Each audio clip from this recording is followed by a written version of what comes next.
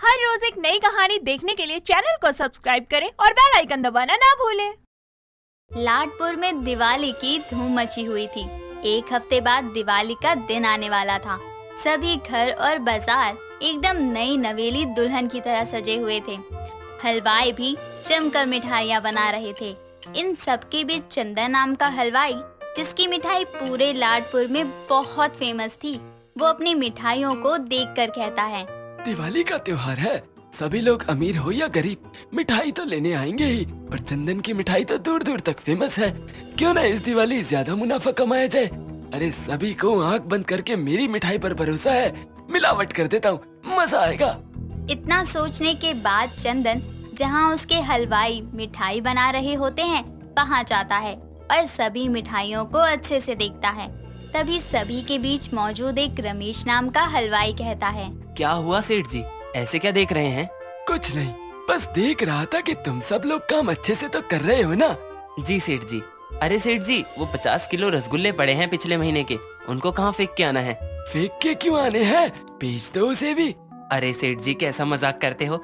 अरे ना जाने कितनी मक्खियाँ उसकी चाशनी में डूबकर आत्महत्या कर चुकी हैं और आप कह रहे हो बेच दो। अरे बीमार हो जाएगा उसे खाने वाला कोई। चलो कोई नहीं, मैं देख लूंगा, तुम अभी काम करो जो करना है। इतना कहकर चंदन वहाँ से चला जाता है। और शाम को जब सभी हलवाई अपने घर चले जाते हैं, तब चंदन वापस से रसोई घर में जाता है और बेकार हुए रसगुल्लों को देखकर कहता है, अरे किसी को क्या पता चल रहा है कि ये रसगुल्ले कल बने हैं या फिर महीना भर पहले बने हैं।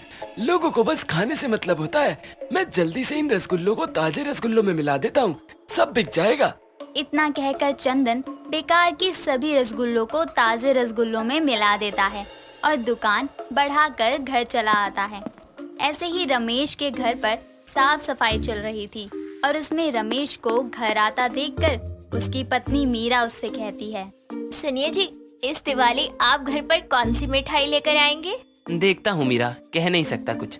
सेठ जी जिस हिसाब से पैसे देंगे, मिठाई भी उस हिसाब से ही होगी। जी ये भी है, वैसे भी हम गरीबों को मिठाई कौन ही देता है, ना ही हमारे पास इतने पैसे हैं कि एक से एक बढ़िया मिठाई ला सके। कोई बात नहीं मीरा, तुम दिल छोटा मत करो, बस माँ लक्ष्मी के पूजन की तैयारी करो, थोड़ी ही सही, पर इस दिवाली खुशियाँ घर तो आएंगी ही। अच्छा अब खाना लगा दो, कल भी जल्दी दुकान पर जाना है, दिवाली के चलते बहुत रश है आजकल। इतना कहकर रमेश जल्दी से फ्रेश होकर आता है और मीरा उसे खाना परोस देती है।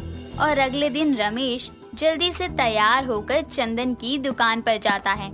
दुकान के बाहर टेबल लगाकर सभी मिठाइयों को अलग अलग रखा गया था। ग्राहक डब्बे भर भर के मिठाइयाँ ले रहे थे।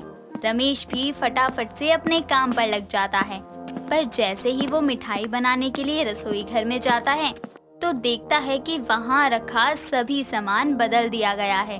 सभी चीजें हल्की और सस्ती चीजें हैं। ये देखकर चंदन के पास जाता है और कहता है, सेठ जी ये सब क्या है? क्या हुआ?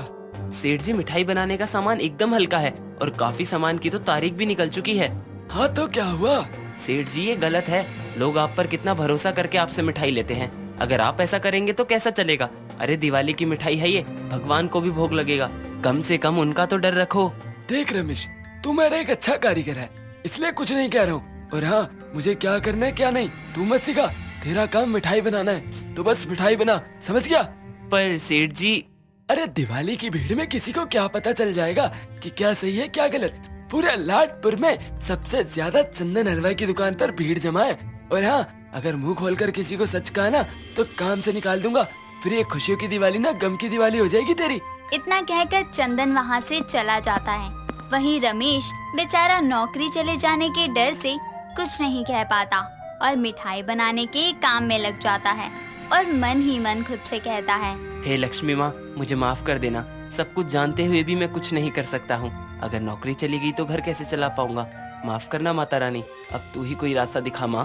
इतना कहकर जैसे ही रमेश की नजर रसोई घर के कमरे पर जाती है, जिसका ताला खुला होता है, रमेश उस कमरे में जाता है और देखता है कि मिठाई बनाने का सारा बढ़िया सामान उस कमरे में रखा होता है। वो जल्दी सस्ते सामान को उस बढ़िया सामान से बदल देता है और कहता है, अब ठीक है, बस अब इस सामान से बनने वाली मिठाई को खाकर कोई बीमार नहीं होगा, बस किसी भी तरह सेठ जी को ये बात ना पता चले कि मैंने सामान की हेरा फेरी की है। हे लक्ष्मी माँ, दया करना। इतना कहकर रमेश मिठाई बनाने का काम शुरू कर देता है और काफी मेहनत करने के बाद रमेश मिठाई बनाकर तैयार कर देता है। ऐसे ही दिवाली का दिन आ जाता है। दुकान पर ग्राहकों का रश और ज्यादा बढ़ने लगता है और ये देखकर चंदन मन ही मन सोचता है, मिठाई में मिलावट करके तो मैंने मुनाफा ले ही लिया है, क्यों ना मिठाई की बिक्री में भी हेरफेर कर लूं।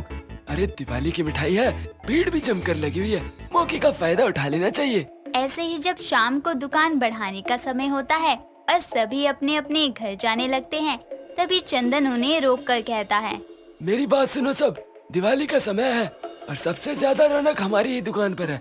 तो मैं सबके तराजू में चुंबक लगा रहा हूँ, पैसे पूरे लेने हैं ग्राहक से और मिठाई कम देनी है, समझ गए ना सब? और अपना मुंह बंद रखना, नहीं तो जानते हो ना काम से निकाल दूंगा।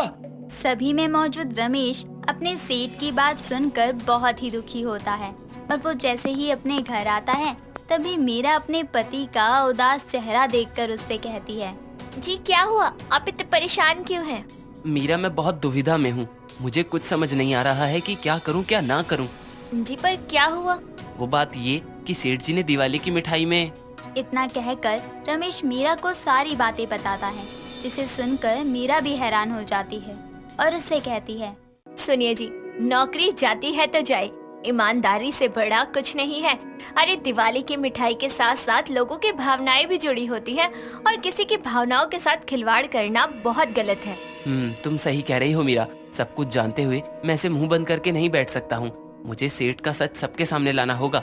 ऐसे ही अगले दिन जब रमेश सेठ की दुकान पर जाता है तो देखता है कि चंदन पुरानी बेकार हो चुकी सारी मिठाइयों को ताज़ा मिठाई में मिलाकर ज्यादा दाम में बेच रहा है। रमेश अपने फोन में चुपके से उसका एक वीडियो रिकॉर्ड कर लेता है और बाहर जाकर सभी के बीच में शोर मचाकर कहता है, अरे सुनो सुनो, कोई भी चंदन हलवाई की मिठाई मत लो। अरे ये तुम सबको अच्छी मिठाई नहीं दे रहा है। जिस मिठाई को तुम खा रहे हो ये बासी और खराब हो चुकी मिठाई है, इसे मत खाओ। ओए रमेश, पागल हो गया क्या? क्या बकवास कर रहा है? पागल तो पहले था, अब तो समझदार हो गया हूँ। आपको क्या लगा था आपका सच किसी के सामने नहीं आएगा? अरे सेठ जी, आप जिसे केवल मिठाई समझकर अपना मुनाफा कमा रहे हैं, किसी की इज्जत भी है, किसी की सेहत भी है। अरे कितने मेहनत से पैसा कमाकर कोई आपसे मिठाई ले जा रहा है और आप उसे खराब हो चुकी मिठाई दे रहे हैं। कुछ तो शर्म करो। रमेश इतना बोल ही रहा होता है कि तभी वहाँ पुलिस आ जाती है। रमेश पुलिस को अपना रिकॉर्ड किया हुआ वीडियो दिखाता है, जिसके बाद पुलिस चंदन को गिरफ्तार करके वहाँ से ले जाती है और सभी लोग रमेश का धन्यवाद करते हैं। जिसके बाद रमेश दुकान में रखा हुआ देसी घी और बूंदी निकालकर बाहर लाता है और सभी लोगों की नजरों के सामने शुद्ध देसी घी के लड्डू बनाता है और सभी को देता है। इस तरह रमेश चंदन की धोखाधड़ी का मीठा मुनाफा दिवाली की मिठाई के रूप में सभी को देता है और सभी की दिवाली खुशियों वाली बनाता है। दोस्तों, अगर आपको ये कहानी पसंद आई तो इसे लाइक करें, शेयर करें और कमेंट करके बताएं कि कहानी में आपको सबसे अच्छा क्या लगा।